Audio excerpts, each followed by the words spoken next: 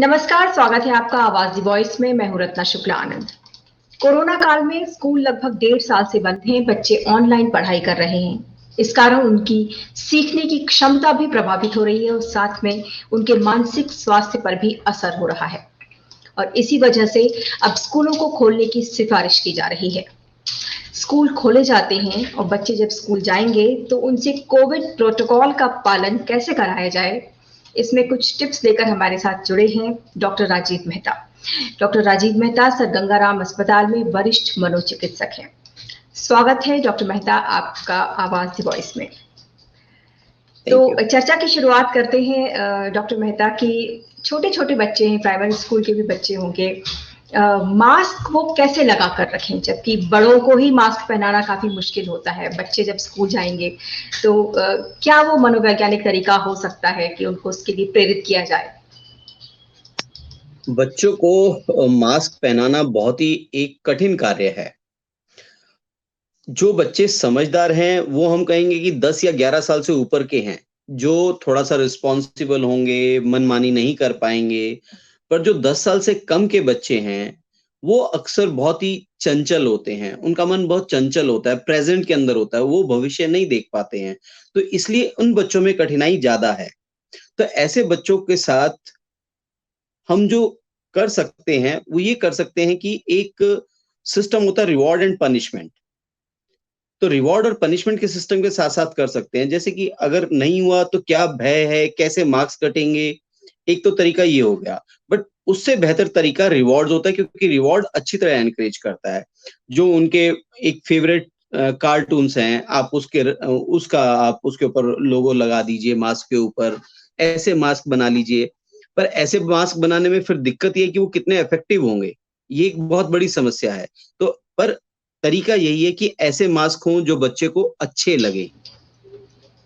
Colour हो गया, cartoon characters हो गया। इसके अलावा आप और रिवॉर्ड जोड़ सकते हैं, कि जैसे बेटा अगर आपने आधा घंटा लगा के रखा तो आपके मार्क्स हैं इस चीज़ के, तो वो मार्क्स ऐड करे जाएँ। वो इन द फाइनल भी आपके मार्क्स ऐड किए जाएँ। और जो रिवॉर्ड्स होते हैं उनको हम 2 तरीके से देते हैं। एक होता है स्टैटिक रिवॉर्ड्स, जैसे मैंने अभी बताया कि जैसे आधा घंटा लगाया तो आपके 1 मार्क जुड़ गए, पूरा दिन भर लगाया तो 8 पीरियड लगाए तो उसके 10 मार्क्स जुड़ गए।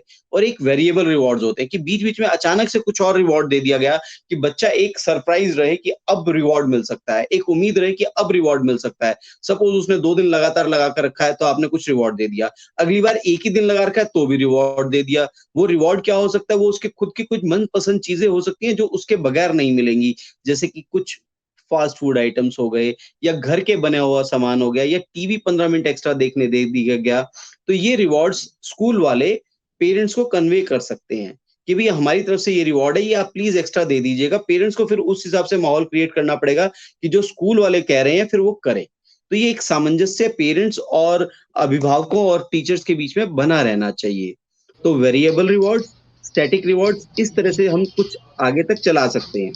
पर एक चीज़ और है कि लगातार 8 पीरियड लगा कर रखना मास्क आसान नहीं है। इवन हम डॉक्टर्स के लिए भी आसान नहीं है इतनी देर लगा के रखना। तो वो ब्रेक्स कब-कब, किस-किस को किस-किस जगह पे देना है, ये भी एक बहुत ज़रूरी चीज़ है जो अभिभावकों और प्रधानाचार्य को और टीचर्स को समझनी होगी।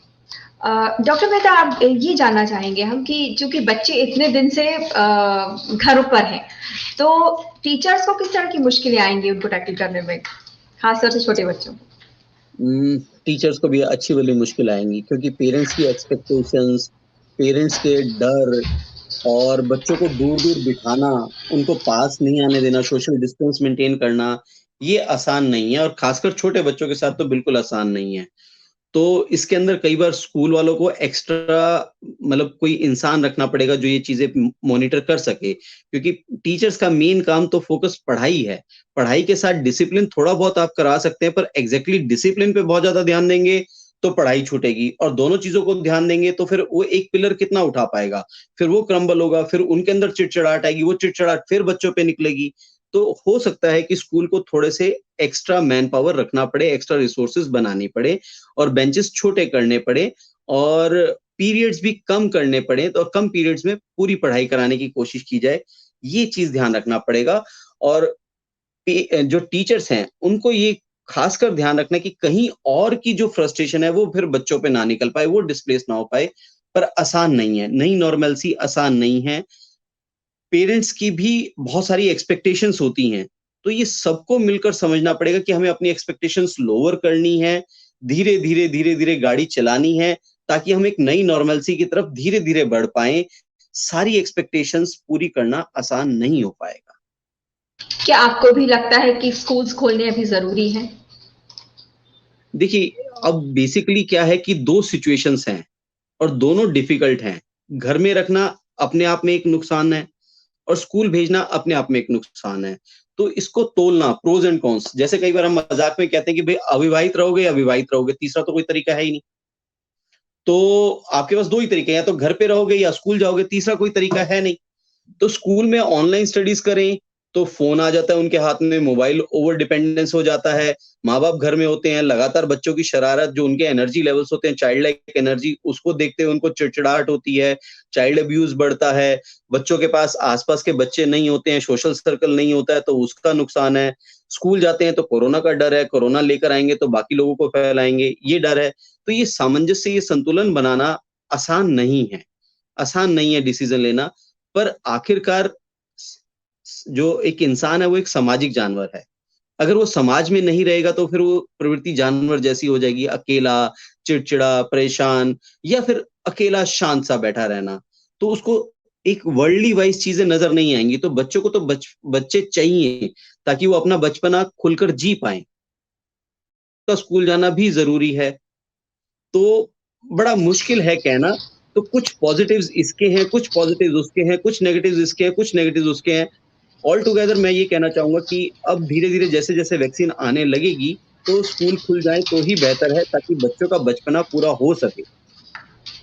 जी, आपके पास क्या बच्चों के मानसिक स्वास्थ्य से संबंधित कुछ ऐसे मामले आ रहे हैं और किस तरह की परेशानियाँ देखने को मिल रही हैं? मेन परेशानियाँ 2 तरीके की हैं, बच्चे और जो पेरेंट्स हैं उनके बीच का इंटरैक्शन, वो बहुत ज़्यादा गड़बड़ा गया है। पेरेंट्स के ऊपर रिस्पॉन्सिबिलिटी बढ़ गई है और बच्चों के अंदर एनर्जी और जिद अपने लेवल का होता है, तो वो बहुत ज़्यादा फ्रिक्शन होता है। वो किसी भी चीज़ को लगा सकते हैं। मेन जो चीज़ दिक्कत कर रही है वो है मोबाइल या ऑनलाइन चीज़ें या स्क्रीन टाइम। स्क्रीन टाइम बच्चों का हद से ज़्यादा बढ़ गया है, चाहे वो पढ़ाई हो, पढ़ाई मिलती है तो अल्टरनेट विंडो खुल जाते हैं, माँ-बाप अपने फ्रस्ट्रेट हैं तो वो बच्चों को मोबाइल दे देते हैं, फिर मोबाइल देते हैं तो फिर कहते हैं तू सारा दिन टाइम मोबाइल में लगा रहता है, तो हमारा कहना नहीं मानता। तो कुल मिला के ये जो 5 बाय 6 का बॉक्स है, मोबाइल है, स्क्रीन है, ये एक समस्या बहुत बड़ी बन गई है और इसके कारण फिर जो अलग अंतर आ रहे हैं, चाहे वो आँखों में दिक्कत है, हेडेक है, आपके सर्वाइकल प्रॉब्लम्स हैं, आपका मोटापा है, आपका फास्ट फूड इंटेक है, आपकी जिद है कि जो मोबाइल पे देखा है मेरे को वैसा ही करना है, वैसा ही सामान चाहिए, ये फिर उसके और आगे कॉन्सिक्वेंसेस बनते जा रहे हैं। क्या ये जो सिचुएशन है उसको रिवर्स कितने दिन में हो सकती है? जो बच्चों के अंदर जो समस्याएँ आ गई हैं, ख़ास तौर से मानसिक तौर पर या उनके जो बिहेवियरल जो उनके इश्यूज़ हैं, वो कितने समय में रिवर्स कर सकते हैं हम? देखिए, ये कोई समय निर्धारण करना आसान नहीं है। पर कोशिश जब करें तभी हम उस मंजिल की तरफ बढ़ पाएँगे और कोशिश के अंदर सबसे बड़ा रोल फिर माँ-बाप का रहेगा कि वो अपनी पेरेंटिंग को एक प्रायोरिटी बनाना पड़ेगा रादर देन उसको एक लास्ट स्टेप रखें। तो उसके अंदर माँ-बाप को भी रोल मॉडल बनना पड़ेगा कि जब वो फ्री टाइम होता है तो वो अपना टीवी, मोबाइल बंद करें, सिर्फ़ उसी को ही वो ना समझे क्या कहते हैं कि एन्जॉयमेंट का तरीका, एक एंटरटेनमेंट का तरीका। बच्चों के साथ बैठें, बच्चों को पूरा सुनें, समझें और उनको बिना कटाक्ष किए, बिना आदेश-उपदेश दिए उनके साथ इन्वॉल्वड हों। उनके साथ कई तरह के कार्ड गेम्स हैं, बोर्ड गेम्स हैं जो खेलें, कहानियाँ हैं। हमारी दादी-नानियाँ तो बहुत कहानियाँ सुनाती थी, आजकल के माँ-बाप पता नहीं कितना सुनाते हैं। तो अगर नहीं भी आती तो न या कहीं से पढ़कर, बुक्स लाकर उनके साथ वो शेयरिंग केयरिंग बढ़ाना शुरू करें, तभी चीज़ें बेटर होंगी।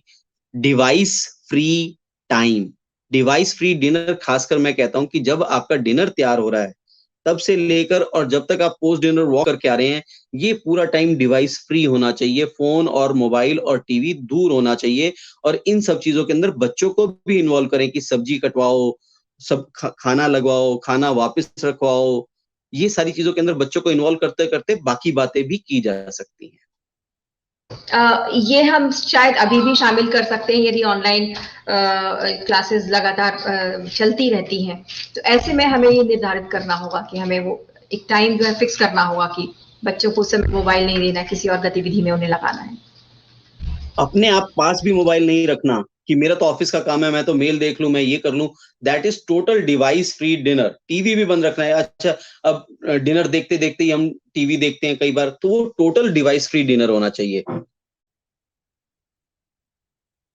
डॉक्टर मेहता, आपका ये सलाह देने के लिए, और निश्चित तौर पर हम उम्मीद करते हैं कि जो अभिभावक हैं उनको ज़रूर इससे जो है वो काफ़ी बहुत टिप्स मिलेंगे उनको, और उम्मीद करते हैं कि अब स्कूल खुलेंगे और बच्चे जल्द से जल्द जो है वो अपने एक सामान्य जो बचपन की शरारतें हैं, जो जिस तरह से स्कूल में वो एंजॉय करते हैं, वो एक बार फिर से वो कर पाएंगे। नमस्कार। बिल्कुल। नमस्कार। नमस्कार।